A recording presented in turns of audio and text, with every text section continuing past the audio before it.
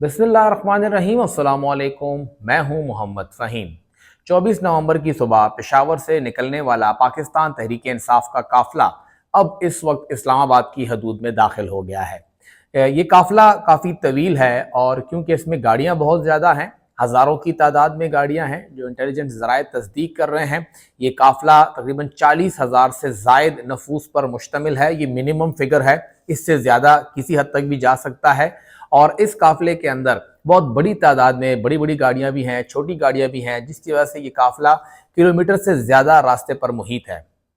और इस काफिले का जो बिल्कुल फ्रंट एंड है वो इस वक्त 26 नंबर चौकी तक पहुंच चुका है, चुंगी तक पहुंच चुका है। वहां पर उनके ऊपर शेलिंग हो रही है, पुलिस वहां पे मौजूद है। और वज़ीर आला खैबर पख्तूनख्वा अली अमीन गंडापुर भी जो इस्लामाबाद का इंटरचेंज है उसको क्रॉस कर चुके हैं, वो भी इस्लामाबाद में दाखिल हो चुके हैं। बुशरा बीबी भी वहां पे है और ये तमाम कारकुनान इस वक्त 26 नंबर जो चुंगी का आखिरी पड़ाव ही समझिए, जो आखिरी एक रुकावट है, उसको पार करके डी चौक की जानिब रवां दवा हैं। डी चौक तक पहुंचने के लिए सबसे पहला हदफ यही है कि आप 26 नंबर चुंगी को निकालें और उसके साथ साथ हुकूमत के मुज़ाकरात भी जारी हैं कि आप पेशावर मोड़ से आगे ना आए, वहीं पर बैठ के धरना दीजिए। और हुकूमत के इस मुतालबे के ऊपर गौर व खौज हो रहा है क्योंकि पाकिस्तान तहरीक इंसाफ डी चौक के अंदर एहतजाज करना चाहती है। एक बहुत बड़ा काफिला है और ये इवन पीटीआई की भी उम्मीद से ज्यादा फोर्स है जो कि इस वक्त निकली हुई है।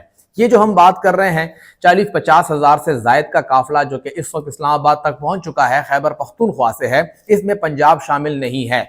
जो पंजाब का स्पेशली जो रावलपिंडी डिवीजन है वो भी निकल चुका है और वहां से भी लोग निकल आ चुके हैं। और इस वक्त जो इस्लामाबाद पुलिस है उसको मुख्तलिफ इलाकों के अंदर इंगेज किया हुआ है और ये रास्ता अपनाया जा रहा है कि किसी तरह से डी चौक तक पहुंचा जाए और वहां बैठ के धरना दिया जाए, जो कि इमरान खान की आज़ादी तक बकौल पीटीआई के जारी रहेगा।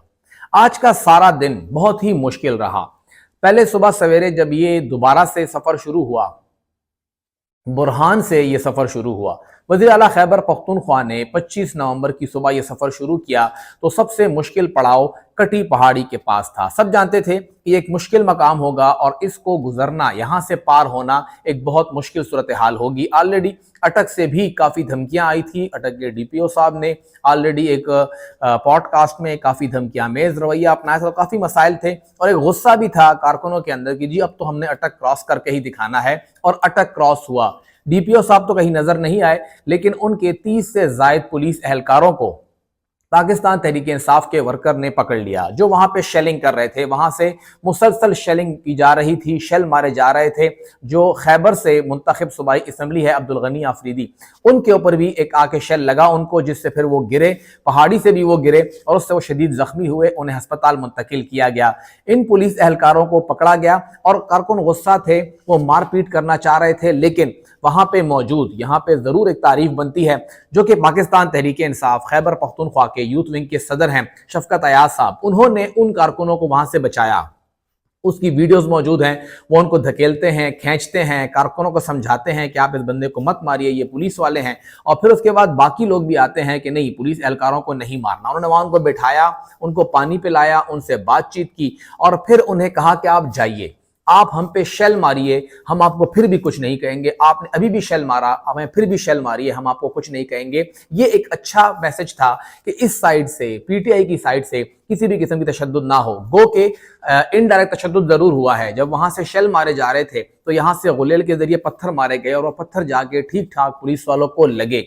इवन पुलिस वालों के जख्म तो नजर आ रहे हैं कि सारा मीडिया यही कवर कर रहा है कि पीटीआई के कारकुनों ने पत्थर मारे हैं, लेकिन जो पुलिस वाले शेल मारते हैं उससे गनी आफरीदी को लगे या आम जितने वर्कर्स लगे हैं वो कोई नहीं बता रहा है। बलूचिस्तान के जो कारकुन हैं वो भी जख्मी हैं, पीटीआई के खैबर पख्तूनख्वा से कारकुनान है वो भी जख्मी हैं, उन्हें कोई यहाँ पे मेडिकल एड नहीं दे पा रहा है। तो जख्मी यहाँ पे भी हैं, पीटीआई की साइड से भी हैं और दूसरी साइड से भी हैं। एक पुलिस एहलकार इसके अंदर जाँ बहक भी हुआ है। अभी तक ये पता नहीं कि वो किसकी फायरिंग से जाँ बहक हुआ है। उम्मीद है कि इसके हवाले से जो भी जिम्मेदार होगा उसके खिलाफ सख्त से सख्त कार्रवाई होगी, चाहे वो जो भी हो। जिस किसी की गोली से भी वो लगा है और जाँ बहक हुआ है तो उसके खिलाफ कार्रवाई होगी। लेकिन जब यहाँ पे कुछ नहीं था, ये जगह सारी खाली थी, तब डीपीओ साहब भी, आईजी साहब भी, हर बंदा आके उनकी हिम्मत बढ़ा रहा था। और जब वहां पे मसला हुआ, लोग पहुंचे, धरना पहुंचा, एहतजाज पहुंचा, वहां पे प्रोटेस्टर्स पहुंचे, तो फिर कोई भी वहां पे मौजूद नहीं था। तो फ्रंट लाइन पे पुलिस एहलकार ही थे जो फिर खूनों के अंदर लथपथ थे, उनके ऊपर सारा खून पड़ा हुआ था। और फिर वहां पे उनको पीटीआई एहलकार, जिन पीटीआई के एहलकारों को वो वहां पे शेल मार रहे थे, वही पीटीआई एहलकार फिर उनका वही खून जो है वो साफ कर रहे थे, उनके ऊपर पानी डाल रहे थे, उनको पीने का पानी भी दे रहे थे। तो ये एक यहाँ पे नजर आया कि किस तरह से अगर एक बंदा, एक और वीडियो आई, वहां पे सारे पुलिस एहलकारों ने पीटीआई के 2-3 कारकुनान पंजाब के अंदर पकड़ने को डंडे मार रहे हैं।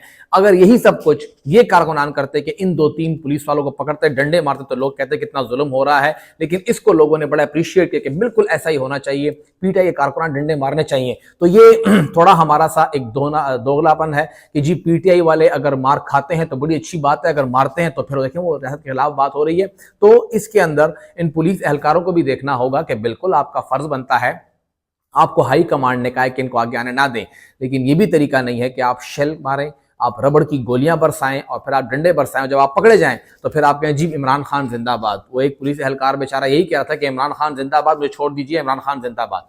तो ये एक तरीका है कि इस पूरे जो सिनारियो गुजरा, अली अमीन गंडापुर साहब तो लीड कर रहे थे, लेकिन सामने खड़ी पुलिस को कोई लीड करने वाला नहीं था। ना तो डीपीओ था, ना आईजी था, ना वजीर दाखिला था, ना वजीर आला पंजाब खुद थी, और ना उनका कोई एमपी या एमएनए था जो उनको लीड करता। उन पुलिस वालों को पीटीआई के मुजाहिरीन के रहमो करम पे छोड़ दिया गया था। तो आज का पूरा दिन ऑलरेडी हमने देखा कि पीटीआई के वर्कर चार्ज्ड हैं और वो इस्लामाबाद के अंदर दाखिल हो चुके हैं।